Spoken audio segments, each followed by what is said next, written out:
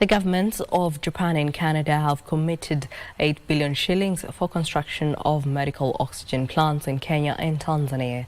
The oxygen plants will have a capacity to produce more than 2,000 tons of oxygen and help expand access and lower the cost of life-saving commodity.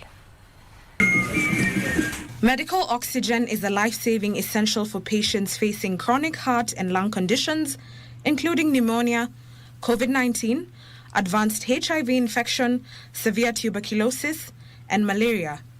It is also vital for maternal and newborn survival, as well as surgeries, emergency, and critical care.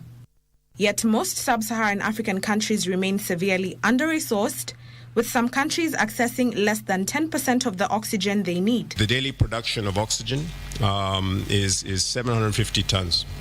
There's a need for 2,000 tons of oxygen to be produced under this program to close the gap by a third, because we need 7,000 tons of oxygen in the region.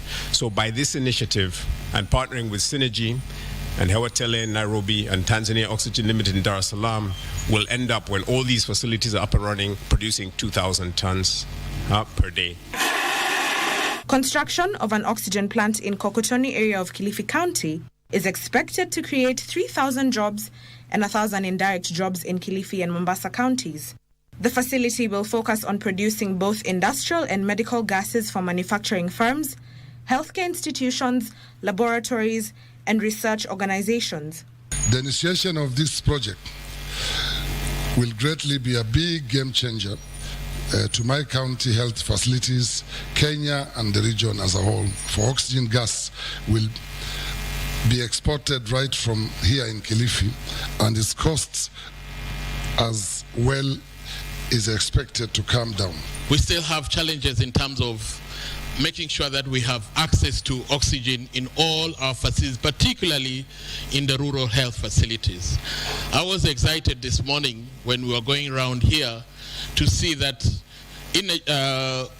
this project is going to have a distribution mechanism that takes care of that last mile in the most remote rural community. Mungaro says the current liquid oxygen production capacity in Kenya is only 10% of local demand. Ndotamo Kami for Lunchtime News.